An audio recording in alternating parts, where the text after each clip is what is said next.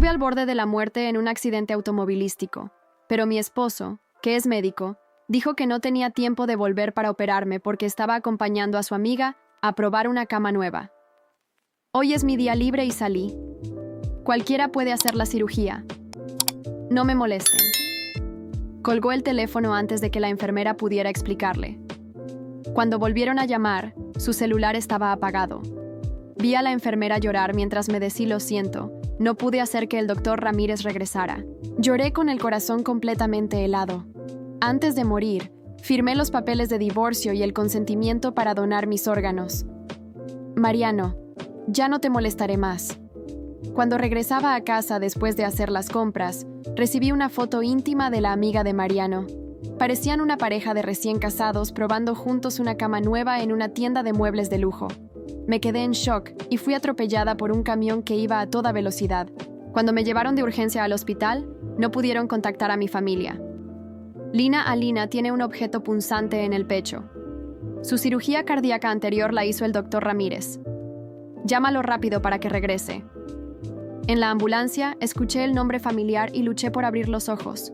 1 ese después, oí a la enfermera de urgencias llamada Lina decir entre la doctora Pango, el doctor Ramírez. El doctor Ramírez dijo que tiene algo que hacer y no puede volver. Llama de nuevo. ¿Qué puede ser más importante que la vida de su propia esposa?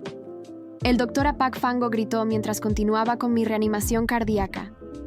La enfermera, escuchando sus palabras, siguió marcando, pero no hubo respuesta. Me sentí descorazonada y cerré los ojos con dolor. El doctor Ramírez del que hablaban era mi esposo y su colega, pero ellos no sabían que, sobre todo cuando se trataba de Ana Morales, cualquier cosa era mucho más importante que yo. Esa lección la había aprendido hace 1 año. Doctora Pango. Hablé débilmente, queriendo dejarle mis últimas voluntades. Él frunció el ceño y se inclinó para escuchar, pero la enfermera gritó emocionada. Mariano finalmente había vuelto a contestar el teléfono. Doctor Ramírez, vuelva rápido. Alina está hoy, es mi día libre y salí. Cualquiera puede hacer la cirugía, no me molesten. Su voz al otro lado del teléfono sonaba impaciente y molesta. La enfermera ni siquiera pudo decir nada antes de que colgara de nuevo. Cuando volvieron a llamar, el teléfono estaba apagado. Por un momento, todos se quedaron atónitos. Sentí claramente que la mano del doctor Apango, sosteniendo el equipo médico, se detuvo, seguido de un profundo suspiro. Casi nadie podía creer que el doctor Ramírez, quien siempre había tratado a su esposa con tanto respeto, pudiera abandonar la vida de su esposa en un momento tan crítico. La enfermera se sentó a un lado, sosteniendo el teléfono, aturdida. El espacio en la ambulancia era pequeño y pude escuchar claramente todo lo que acababa de decir. La enfermera pronto comenzó a llorar porque cada vez que iba al hospital, siempre le llevaba algo de comer a esta joven. Ella siempre me llamaba respetuosamente señora. Lina, no llores. Extendí débilmente mi mano, viendo cómo se daba una fuerte bofetada. Lo siento, no pude hacer que el doctor Ramírez regresara. Negué, con la cabeza demasiado adolorida para hablar. Lina no tenía la culpa de nada. La culpa era mía. Mi error fue no cortar por lo sano hace 1 año, cuando supe que él y Ana seguían teniendo una relación. Mi error fue enamorarme de él cuando era su paciente. Quería consolar a Lina, pero no pude decir nada entre sus sollozos. Poco a poco cerré los ojos. Conocí a Mariano en el hospital. Él era un reconocido joven médico de medicina interna y yo había sufrido de una grave enfermedad cardíaca desde mi nacimiento. Durante mi tratamiento me fui enamorando gradualmente de este prometedor joven doctor. Él tampoco rechazó mis intenciones y pronto comenzamos una nueva relación. En ese momento pensé que era como la protagonista de una novela, que finalmente había encontrado a mi alma gemela. Hasta que una vez, estando borracho, me abrazó mientras repetía el nombre de otra persona. Ese nombre lo había escuchado antes de boca de sus amigos. Era una amiga suya que se había ido al extranjero hace tiempo. No me imaginé que Mariano fuera tan cercano a ella. Mientras estaba triste y deprimida, vi que una foto se cayó del bolsillo interior de su camisa. La mujer en la foto sonreía con los ojos curvados, luciendo pura e inocente. Lo más importante es que se parecía un poco a mí. Incluso nuestros nombres tenían cierta similitud. Me llamó Alina, y a él le encantaba abrazarme y llamarme cariñosamente Nana. Fue entonces cuando me di cuenta de que nunca me había estado llamando a mí. Era su amiga, la amiga de la que había estado enamorado unilateralmente durante muchos años. Ana. Después de eso, siempre hubo una barrera en mi corazón. Él me preguntó si había pasado algo. Yo siempre me negué a responder. Mariano también se fue impacientando y dejó de hacerme esa pregunta. Pero justo cuando estaba empezando a superarlo, Ana regresó. Mariano, como una mosca atraída por la comida, se lanzó hacia ella sin dudarlo. Y así pasó más de un año, tanto que ni siquiera volvió a verme. Cuando tuve el accidente de coche, pensando en esto, sentí como si me clavaran un cuchillo en el corazón. Si pudiera despertar, ya no lo amaría más. Tal vez el cielo escuchó mis oraciones la mañana del segundo día, después de quedar inconsciente por el accidente, finalmente desperté. Lo primero que vi fue a Lina y a mi único hermano. Alina, por fin despertaste. Hernán se secó las lágrimas, mirándome con tristeza. ¿Dónde está tu cuñado? ¿Por qué Mariano no viene a verte? Llevaba una máscara de oxígeno y no podía hablar. Solo pude hacer señas con dificultad. Él no es tu cuñado. Hernán me miró sin entender lo que quería decir. Antes siempre le decía que amaba mucho a Mariano, que nunca lo abandonaría en esta vida. Pero, ya no pensaba así. Hernán se dio cuenta de que seguramente me habían lastimado, así que inmediatamente se secó las lágrimas y sacó su teléfono. Apenas está en su primer año de universidad, pero en cuanto a protegerme, lo ha estado haciendo durante muchos años. Hernán, ¿qué pasa? Se escuchó la voz impaciente de Mariano al otro lado del teléfono. Escuchando con atención, también se oía la risa coqueta de una mujer. Todavía estaba con Ana.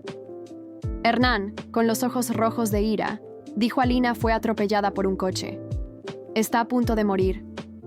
Mariano se quedó atónito por un momento. Luego se rió con frialdad. Dime cuánto dinero quieres esta vez. Al escuchar esto, Hernán apretó el teléfono con tanta fuerza que su cuerpo temblaba incontrolablemente. Mi hermano tuvo una etapa rebelde en la secundaria. En ese entonces, le gustaba escaparse de la escuela para ir a internet cafés, y como no se atrevía a llamarme, siempre buscaba excusas para pedirle dinero a Mariano. Hasta que descubrí lo que pasaba y lo regañé severamente. Solo entonces finalmente cambió su comportamiento. Hernán apretó los dientes a punto de explicar. Ana se adelantó al otro lado del teléfono. Tú eres el cuñado de Mariano. Realmente no sabes mentir.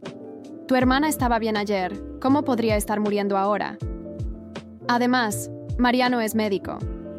Si Alina estuviera enferma, no le habrían avisado del hospital. Después de decir esto, se rió de nuevo. Su tono se volvió más sarcástico. Si quieres dinero, le diré a Mariano que te lo envíe más tarde. No nos molestes durante nuestra cita. Gracias. Mi hermano no pudo controlar sus emociones y gritó al tele: ¡Cállate, mujer estúpida! Me asusté con ese grito. Mi corazón empezó a latir descontroladamente. El dolor profundo volvió a invadir todo mi cuerpo. Lina, viendo que algo andaba mal, vino rápidamente a revisar mis signos vitales. El teléfono aún no se había colgado, y escuché a Ana quejarse mimosamente a Mariano. Mariano, tu cuñado es realmente agresivo. No es de extrañar que venga de los barrios bajos. Mariano la consoló. Su tono se volvió instantáneamente furioso. Ya basta, Hernán. Dile a tu hermana que voy a divorciarme de ella cuando regrese. Estoy harto de ustedes dos. Son como sanguijuelas. Dicho esto, colgó bruscamente el teléfono. Hernán, llorando, vio impotente cómo mi monitor cardíaco empezó a sonar frenéticamente. Pensé que incluso si el cielo no me daba otra oportunidad, definitivamente ya no lo amaría más. Mi enfermedad era muy grave.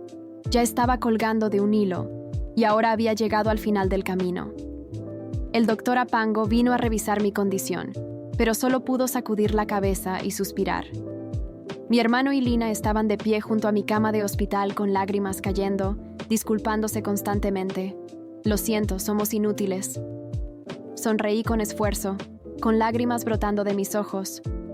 Prepárenme un acuerdo de divorcio. No teníamos problemas de división de bienes. Los tratamientos anteriores agotaron todos mis ahorros y en los últimos años, Mariano se había hecho cargo de la mayoría de nuestros gastos de vivienda y alimentación. Tenía razón. Estos años mi hermano y yo habíamos sido, como él dijo, sanguijuelas. Ahora no quería nada. El acuerdo de divorcio era solo una página delgada. Firmé solemnemente mi nombre en ella. Cuando dejé el bolígrafo, Hernán y Lina volvieron a llorar con los ojos rojos. Me esforcé por sonreír lo mejor que pude, y les si mi cuerpo ya no servía, que me incineraran, que esparcieran mis cenizas en el mar. Bajo tierra hace frío, me da miedo. En el mar están mi padre y mi madre. Solo esparcida en el mar podría reunirme con ellos. Ayer, cuando tuve el accidente de coche, ya había firmado un acuerdo de donación de cuerpo. Después de mi muerte, mis órganos serían donados a personas que los necesitaran. Mi cuerpo se convertiría en un maestro silencioso para el hospital.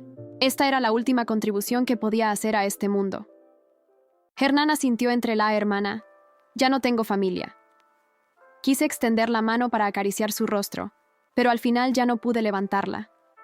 Ayer todavía era una vida vibrante. Hoy ya me había despedido de este mundo. Estaba tan limpia que no necesitaba que nadie me preparara. El hospital podía hacerme un tratamiento especial y ponerme en la morgue. Cuando Mariano finalmente regresó de sus vacaciones, lo único que recibió fue mi acuerdo de divorcio. Estaba muy descontento con mi repentina acción de divorcio. Tan pronto como llegó a la oficina, rompió el acuerdo de divorcio en pedazos. Tomó su teléfono y me llamó. Al otro lado del teléfono solo había un tono de ocupado. Lo observé silenciosamente en forma de alma. Resulta que después de la muerte, realmente hay un alma. Solo que ¿por qué me hacían encontrarme con él de nuevo? Como no contesté el teléfono durante mucho tiempo, parecía algo irritado. Sacó su teléfono y llamó a Hernán. La pantalla mostraba que lo había bloqueado. Mariano se irritó aún más, golpeando fuertemente el teléfono contra el escritorio. Justo cuando iba a tomar el teléfono para llamar de nuevo, Lina tocó la puerta de la oficina. Debido a lo que me pasó, Lina ahora tenía una mala opinión de él.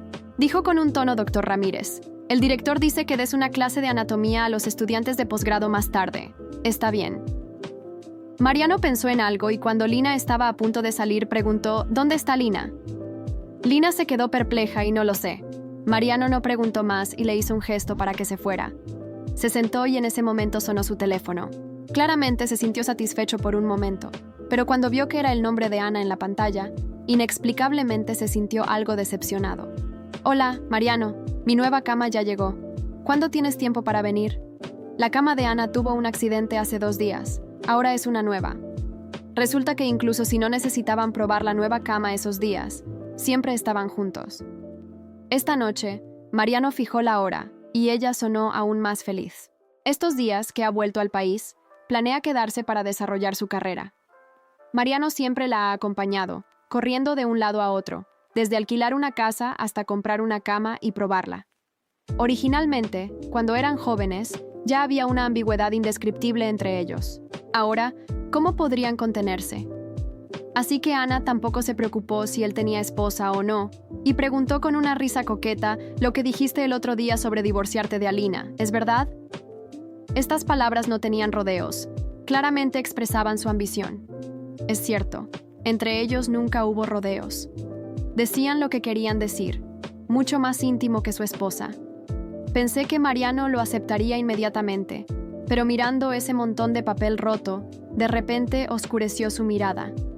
Ya veremos. Dio una respuesta ambigua. Luego colgó el teléfono. Alina, realmente eres valiente. Me insultó a través del teléfono. Luego tomó su equipo, preparándose para ir a clase. Me sentí algo nerviosa porque esta vez el cuerpo que iba a diseccionar era el mío. Mariano entró en la sala de anatomía con el ceño fruncido, su bata blanca impecable y el portapapeles bajo el brazo, sin saber que aquella clase cambiaría su vida de una manera irreversible. Estaba molesto, irritado por no haber podido contactar a Alina, por el silencio de Hernán y por las miradas extrañas que Lina le había lanzado desde que volvió de su descanso, pero lo disimulaba bien frente a los estudiantes que lo esperaban en semicírculo, expectantes por la prometida clase práctica de disección, un evento raro y privilegiado en su programa. Mientras les daba la bienvenida con voz firme, la camilla metálica cubierta por una sábana blanca aguardaba al fondo de la sala, y Lina, con el rostro tenso, preparaba instrumental quirúrgico, sin poder mirar a Mariano a los ojos. Él, decidido a mantener la compostura, se acercó a la camilla y con un gesto meticuloso retiró la sábana, revelando el cuerpo desnudo y frío de una mujer joven que no reconoció de inmediato, o tal vez se negó a hacerlo, y mientras empezaba a hablar sobre los músculos torácicos, su mirada resbaló apenas por el rostro pálido del cadáver, notando algo extrañamente familiar en la curvatura de las cejas, en la línea suave de la mandíbula, pero desechó ese pensamiento como una ilusión causada por el cansancio. Alina, en forma de alma silenciosa, flotaba en la esquina más alta del aula, observando con una mezcla de resignación y desgarradora tristeza cómo el hombre que un día la hizo sentir especial ahora trazaba líneas sobre su piel con un bisturí sin la menor idea de lo que estaba haciendo. Un estudiante levantó la mano para preguntar sobre la cicatriz quirúrgica del pecho, una línea fina que parecía fruto de una operación cardíaca antigua. Mariano se detuvo un instante, pues recordaba bien la cirugía que había realizado él mismo a su esposa años atrás, pero decidió ignorar la coincidencia. Lina, desde su posición, temblaba visiblemente, sus labios apretados, y sus ojos empezaban a brillar por la contención de las lágrimas, sabiendo perfectamente de quién era el cuerpo que yacía sobre esa mesa de acero inoxidable. «Doctora Lina, ¿puede proporcionarnos la ficha médica completa del paciente?», preguntó un alumno con curiosidad genuina, y Lina dudó por primera vez en su carrera si obedecer o no, mientras Alina la observaba desde el más allá, sintiendo una punzada de compasión por esa joven enfermera que tantas veces la cuidó con ternura. Mariano, sintiendo la tensión en el ambiente, decidió intervenir con voz autoritaria. «Tráela, Lina, por favor, los estudiantes necesitan aprender de casos reales». Lina salió de la sala como si cada paso la acercara a una catástrofe inevitable. Mientras tanto, Mariano reanudó la clase y comenzó a hablar del sistema circulatorio, usando las manos para señalar arterias que había recorrido cientos de veces en otros cuerpos. Pero esa vez, por alguna razón, sentía un leve temblor en los dedos. Alina quiso gritar, advertirle, manifestarse de alguna forma, pero su existencia ya no pertenecía a ese plano. De pronto, uno de los alumnos, que examinaba cuidadosamente el brazo del cadáver, alzó un objeto con dedos temblorosos, una pulsera tejida a mano con hilo rojo y una pequeña cuenta azul en el centro, idéntica a la que Alina usaba todos los días desde que era niña, un regalo de su madre fallecida. El silencio cayó sobre la sala. Mariano se giró lentamente, y cuando sus ojos se encontraron con el objeto suspendido en el aire, algo en su interior se rompió. Pero no lo suficiente. «Debe haber un error. Esa pulsera. Muchas mujeres tienen una parecida», murmuró, pero su voz carecía de convicción. Lina regresó con la ficha en mano, sus nudillos blancos de tanto apretar el documento. La entregó sin decir palabra. Mariano la tomó, la abrió, y el nombre en la parte superior lo golpeó como un puñetazo en el pecho. Alina Morales. Sus pupilas se dilataron, su respiración se volvió errática, pero se negó a aceptar la realidad. Esto es una burla. «¿Qué clase de juego enfermo estás jugando, Lina?», gritó, arrojando la ficha al suelo y mirando a todos con los ojos desorbitados. «Esta no es mi esposa. No puede ser ella». Los estudiantes, paralizados, empezaron a murmurar entre sí. Un chico se desmayó. Otro corrió hacia el pasillo en busca de ayuda. Lina se cubrió la boca con ambas manos, incapaz de soportar la escena. Mariano, desesperado, volvió a mirar el cuerpo, buscando algún rasgo que lo liberara de esa verdad que se negaba a aceptar, pero todo lo que veía era a Alina. Su frente serena, su mentón leve, las uñas pintadas con el mismo tono suave que siempre usaba. Y aún así, se aferraba al autoengaño, como un náufrago que abraza una tabla podrida en medio del océano. La atmósfera en la sala era irrespirable. Alina, desde su rincón etéreo, sintió por primera vez que su alma, aún sin cuerpo, empezaba a doler. Pero no era por el bisturí que cortaba su piel, ni por las miradas de espanto de los alumnos. Dolía por la ceguera voluntaria de aquel que prometió amarla incluso cuando todo se desmoronara. Y ahí estaba él, con las manos manchadas de su ausencia, negando incluso lo que tenía delante de los ojos. Sin saberlo, había comenzado a diseccionar su propia culpa. La sala de anatomía había quedado sumida en un silencio denso, casi asfixiante, mientras Mariano, con las manos temblorosas y los ojos inyectados de incredulidad, se agachaba para recoger la ficha que minutos antes había arrojado al suelo en un arrebato de negación. Sus dedos acariciaron el papel como si al tocarlo pudiera transformarlo en otra cosa, en otro nombre, en otro destino. Pero ahí seguía, en tinta negra impresa con claridad brutal. Alina Morales. Su Alina. Su esposa. La mujer que había ignorado, traicionado, abandonado y reducido a un recuerdo incómodo, ahora yacía ante él, fría, expuesta, convertida en material docente, sin siquiera haberle recibido una última mirada de consuelo. Lina, aún de pie, observaba la escena con los labios apretados y el rostro empapado en lágrimas silenciosas, mientras los estudiantes, ya sin ánimo de continuar, abandonaban la sala uno por uno, dejando tras de sí un murmullo colectivo de horror y compasión. Un joven, sin poder soportar más, se acercó al cuerpo y colocó una bata sobre el torso desnudo de Alina con manos temblorosas, murmurando una disculpa al cadáver como si ella aún pudiera escucharlo. Mariano, aún arrodillado, empezó a respirar con dificultad, como si el aire de la sala le quemara los pulmones, como si la verdad le estuviera ahogando desde dentro. Esto no es posible, esto no puede ser real, repetía como un mantra quebrado, pero cada repetición le devolvía un eco más cruel. Tú lo sabías y no dijiste nada, escupió de pronto, levantándose de golpe y encarando a Lina, que no retrocedió ni un paso. Claro que lo supe, respondió con voz temblorosa pero firme. Y tú también lo sabías, solo que no quisiste verlo. El impacto de esas palabras hizo que Mariano retrocediera un paso, pero no por la fuerza de la acusación, sino porque en su interior sabía que era cierto. Había señales, había intuiciones, había esa incomodidad persistente en sus sueños, esas pesadillas con ojos apagados y una voz que decía su nombre con amargura. Tú eres el responsable de esto, Mariano, continuó Lina, avanzando un paso. Te llamamos, te suplicamos, te escribimos, pero estabas demasiado ocupado, probando camas nuevas. Las últimas palabras salieron como una daga y atravesaron la poca defensa que le quedaba. Mariano desvió la mirada, incapaz de sostener la verdad reflejada en los ojos de Lina. Entonces, un murmullo recorrió el pasillo exterior. Pasos apresurados, puertas abriéndose, y la figura de Hernán apareció en el umbral de la sala, con el rostro pálido y una carpeta en la mano. Su mirada se dirigió inmediatamente al cuerpo en la camilla, y no necesitó confirmaciones. Lo supo todo de inmediato. Su hermana estaba muerta. Hernán no lloró, no gritó, no tembló. Caminó lentamente hacia la camilla, apartó la bata que cubría el rostro de Alina y la miró como si estuviera contemplando una pintura rota. Luego, sin levantar la voz, se volvió hacia Mariano y dijo: «Esto fue lo último que firmó». Abrió la carpeta y reveló un sobre con el testamento de Alina, con instrucciones precisas sobre su cuerpo, su deseo de donarlo para fines médicos, su decisión final de desaparecer dignamente en un mundo que la había lastimado tanto. Ella sabía que no ibas a venir, y aún así, firmó esto. Aún así, te perdonó. Mariano tembló, porque esas palabras eran más que acusación, eran sentencia. Intentó hablar, pero su garganta se cerró. En ese momento, Hernán sacó su celular y reprodujo una grabación.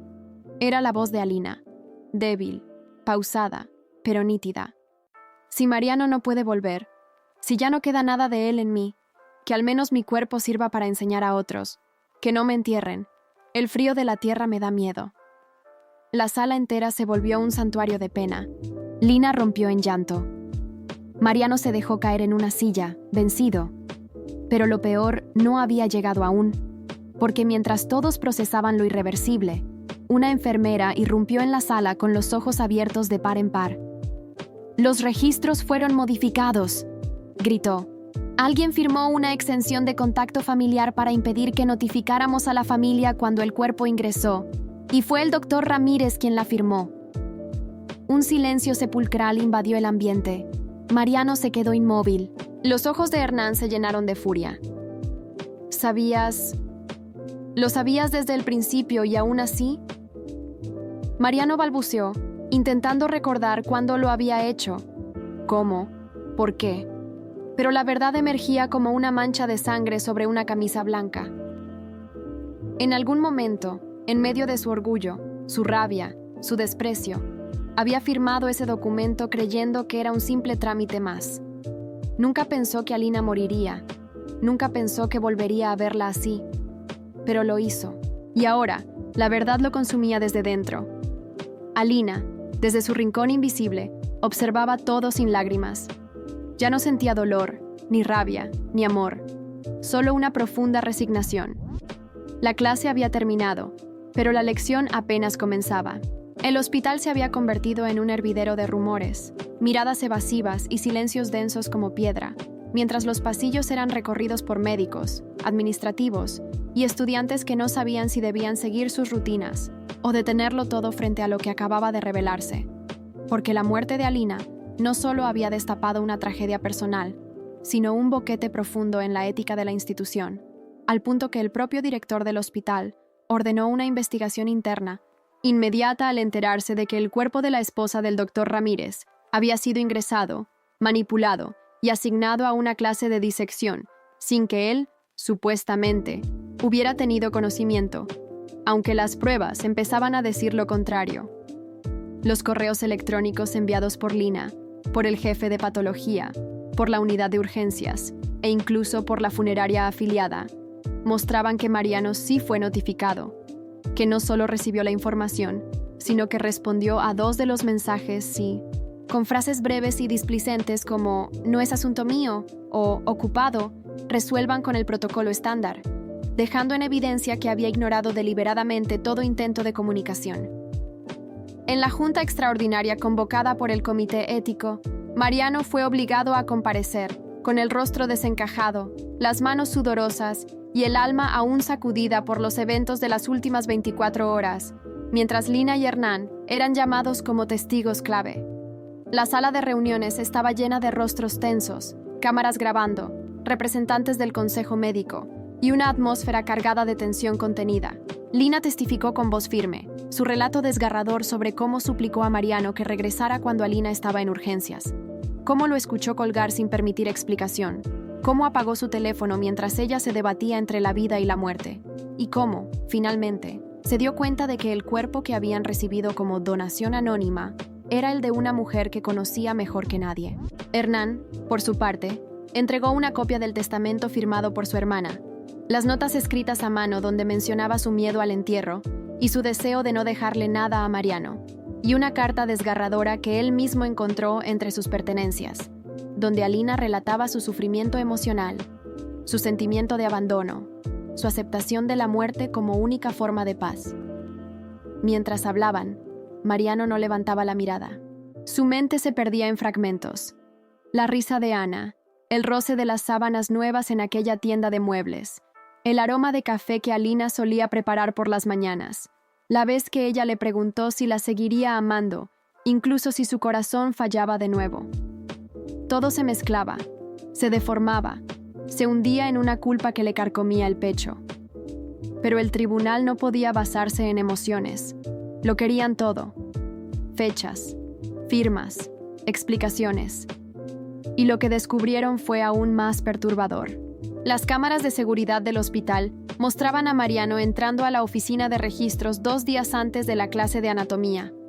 Ahí, según los informes, había modificado personalmente el estatus del cuerpo de Alina, marcándolo como sin familia disponible y autorizando su uso académico.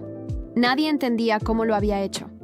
Algunos pensaban que lo hizo por despecho, otros por ignorancia, otros más creían que simplemente no quiso aceptar que ella estaba muerta, y al mantenerla como material médico, podía seguir negando su pérdida. Pero el efecto fue devastador. Usó a la mujer que un día dijo amar como un cadáver cualquiera, y lo hizo consciente o inconscientemente, pero lo hizo. A medida que estas revelaciones se hacían públicas, el ambiente del hospital cambió. Los pasillos se volvieron fríos, el nombre de Mariano se convirtió en susurro, y varios estudiantes pidieron ser trasladados de sección por incomodidad emocional. Y sin embargo, lo más inquietante era que algo invisible comenzaba a sentirse en los rincones del hospital. Puertas que se cerraban solas, luces que parpadeaban sin razón, bisturís que aparecían fuera de lugar. Algunos médicos más espirituales murmuraban que el alma de Alina aún estaba presente, que había quedado atrapada entre 2 mundos, testigo silente de la injusticia que marcó sus últimos días. Un estudiante reportó escuchar una voz femenina llorando en la sala de anatomía vacía. Otro dijo haber visto una figura blanca de cabello largo reflejada en el vidrio de la morgue. Lina, aunque profesional, confesó a una colega que cada vez que pasaba junto a la camilla donde estuvo el cuerpo de Alina, sentía un escalofrío que le recorría la espalda como una advertencia. Mariano comenzó a desmoronarse por dentro. No dormía. No comía. Empezó a ver a Alina en cada rostro, en cada reflejo, en cada rincón del hospital. Creía oír su voz en las grabadoras, en los susurros de los ventiladores, en el arrullo de los monitores. Soñaba con ella parada junto a su cama, sosteniendo la bata blanca que él le regaló cuando se casaron. En una pesadilla, la vio abrirse el pecho con un bisturí mientras le decía, «Ahora sí me ves». Y lo más aterrador no era la culpa, ni la soledad, ni la vergüenza. Lo más aterrador era la creciente certeza de que ella no se había ido del todo, que aún estaba ahí, esperando algo, que su historia, su muerte, su dolor, no habían sido lo último. Porque a veces, la muerte no es un final, es solo el inicio de una verdad que ya no puede ser enterrada. Desde aquella sesión del comité ético, el hospital nunca volvió a ser el mismo, y aunque oficialmente la investigación sobre Mariano Ramírez y su participación en la manipulación del cuerpo de Alina Morales seguía en curso, los pasillos hablaban más fuerte que cualquier expediente, los residentes murmuraban entre ellos cuando él pasaba, los alumnos evitaban cruzar su mirada y hasta los pacientes comenzaban a solicitar que no se les asignara ese doctor de la muerta, como algunos ya lo llamaban, a escondidas. Pero eso no era lo que más lo perturbaba, porque lo que de verdad estaba destruyendo a Mariano no era el juicio público, ni las sospechas, ni siquiera la perspectiva de perder su licencia médica, sino la sensación creciente y asfixiante de que la muerte de Alina no había sido el final, de que ella estaba aún allí, observándolo desde alguna esquina del plano invisible, juzgando sus acciones, su cinismo, su abandono. Y esa presencia se hacía cada vez más real, más tangible, más cruel. Todo comenzó con pequeños detalles que él intentaba justificar racionalmente. Luces que parpadeaban sin razón, puertas que se cerraban de golpe aunque no hubiera corriente, el sonido de su nombre susurrado en medio del pasillo vacío, bisturís que caían de bandejas sin que nadie los tocara. Pero pronto esos hechos se tornaron imposibles de ignorar, como cuando encontró en su locker la pulsera de hilo rojo que siempre llevaba Alina en la muñeca, a pesar de que él mismo había visto cómo se la retiraban antes de la disección, o cuando, al revisar su correo electrónico del hospital, descubrió mensajes que no recordaba haber escrito, dirigidos a ella, firmados con su nombre, con palabras que jamás hubiera pronunciado. «Perdóname, aún te busco. No quería que fueras tú. Si pudiera volver atrás», escritos que lo enfrentaban con una versión de sí mismo que desconocía, o tal vez una versión que existía solo para ella, y a pesar de que intentaba negarlo, evitarlo, mantener la rutina como una armadura, su mente se fue resquebrajando lentamente, llevándolo al insomnio, a las alucinaciones, a la paranoia. Empezó a ver a Alina en cada rincón del hospital, a veces sentada en las bancas de la entrada con su bata blanca y su cabello recogido, a veces cruzando el pasillo con su andar leve y silencioso, otras veces parada frente a la sala de disección, con la mirada vacía y los ojos tan oscuros como el miedo que él ahora conocía. Un día, mientras dictaba una clase, creyó verla entre los estudiantes, con su cuaderno abierto y sus manos quietas sobre la mesa, mirándolo fijamente como si estuviera esperando que dijera algo que nunca había dicho en vida. Los alumnos notaron que tartamudeaba, que sudaba, que su voz temblaba, y uno de ellos, sin entender lo que pasaba, le preguntó si necesitaba ayuda, a lo que Mariano respondió abruptamente que no, y salió de la sala sin explicar nada. Lina, que lo observaba desde lejos, se dio cuenta de que algo no andaba bien, y comenzó a notar que Mariano se quedaba en el hospital por las noches, caminando por los pasillos como un fantasma más, revisando expedientes antiguos, sentándose en la morgue como si esperara a alguien, como si en el fondo supiera que el alma de Alina estaba cerca, y quería verla una vez más para decirle lo que nunca dijo. Pero Alina no se manifestaba como un consuelo. Su presencia era una acusación constante, una verdad silenciosa que cada vez hacía más ruido. Hernán, por su parte, había dejado de comunicarse con Mariano y solo regresó al hospital para entregar una caja que contenía las pertenencias finales de su hermana, una carta sellada, una fotografía de ellos tres en tiempos felices y un diario que Alina llevaba desde su adolescencia, donde escribió sus pensamientos más íntimos, incluyendo las últimas páginas, donde relataba con dolor cómo su esposo, el doctor que había amado con todo su ser, la había ignorado en el momento más crítico de su vida. Mariano no tuvo el valor de leerlo. Solo sostenía la caja contra su pecho, encerrado en su despacho, llorando en silencio como un niño que ha roto el único juguete que nunca podrá reemplazar. Y mientras tanto, el hospital vivía en una especie de tensión latente. Las enfermeras comentaban que en las noches se escuchaban pasos en la sala de anatomía, que las cámaras de seguridad captaban interferencias cada vez que alguien intentaba revisar las grabaciones del día en que Alina fue ingresada, que incluso la temperatura del lugar bajaba sin explicación durante ciertas horas. Una interna afirmó haber sentido una mano sobre su hombro mientras revisaba una ficha médica, pero al girar no había nadie.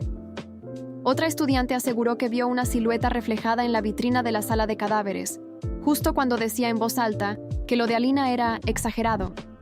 Poco a poco, la figura de la mujer de bata blanca se convirtió en leyenda dentro del hospital, y algunos nuevos residentes se referían a ella como la doctora silenciosa. Pero para Mariano no era leyenda, era la única realidad que no podía evitar. La veía también en sus sueños, donde Alina no hablaba, solo lo miraba, a veces con tristeza, otras veces con una calma tan profunda que le resultaba insoportable. Y en una ocasión, soñó que ella se sentaba frente a él, con un estetoscopio en las manos y le decía: «Ahora escucha tu propio corazón». Despertó con una taquicardia que casi lo lleva a urgencias. Fue entonces cuando supo que algo debía hacer. No podía seguir huyendo, negando, sobreviviendo a medias entre la culpa y la locura. Tenía que enfrentar la verdad, pero no sabía cómo. Solo entendía una cosa: Alina no se iría hasta que todo se dijera, hasta que todo saliera a la luz. Y lo que aún quedaba por descubrir era peor de lo que había imaginado. Esa noche, mientras la ciudad dormía bajo una lluvia fina que tamborileaba contra los ventanales del hospital, Mariano se encerró en la sala de disección con la caja de pertenencias que Hernán le había entregado unas semanas atrás, tembloroso como si sostuviera una bomba a punto de explotar. Llevaba días sin hablar con nadie, sin dictar clases, sin atender pacientes, y el comité ético lo había suspendido temporalmente mientras se completaba la investigación, pero a él ya no le importaba su título, su reputación, ni siquiera su futuro, porque algo dentro de él se había roto de forma irreversible, y todo lo que quedaba era la necesidad urgente de entender, de cerrar el ciclo, de enfrentar el fantasma que lo acompañaba como una sombra adherida al pecho. Colocó la caja sobre una de las mesas metálicas y retiró la tapa con la lentitud de quien teme encontrarse con su propio reflejo. Lo primero que vio fue la fotografía, una imagen tomada en un verano distante en el que él, Alina y Hernán aparecían sentados en la arena, sonriendo con ingenuidad, ignorando por completo que la vida podía volverse un campo minado de traiciones y abandonos. Y luego, debajo de la foto, encontró la carta, sellada con una gota de cera color violeta, y su nombre escrito, con la caligrafía pulcra y curva de Alina.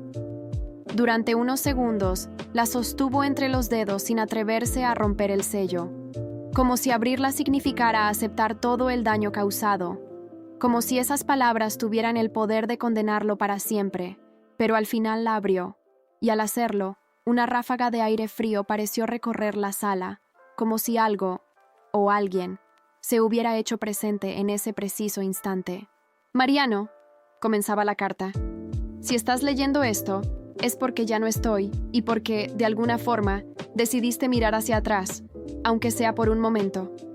No escribo esto para hacerte sentir peor, ni para exigirte nada. Escribo porque, a pesar de todo, te amé. Incluso cuando te fuiste alejando, incluso cuando Ana volvió y yo me convertí en una sombra en nuestra casa, incluso cuando dejaste de mirarme como antes.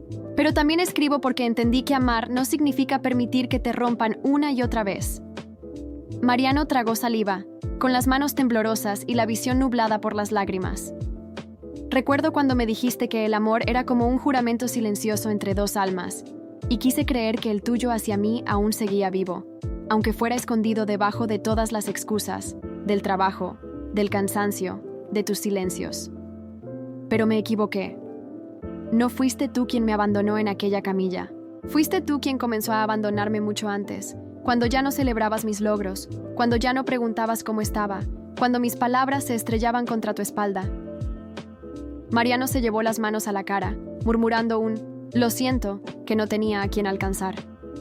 Firmé la donación de mi cuerpo porque quise que, al menos una parte de mí, sirviera para algo. Pero jamás imaginé que serías tú quien me cortaría con un bisturí, quien explicaría mi anatomía sin saber que era yo, quien trazaría líneas sobre mi piel como si nunca hubieras besado cada parte de ella. La carta temblaba en sus manos. Alina no lo acusaba directamente, pero cada palabra era una herida abierta, una prueba de todo lo que él había destruido.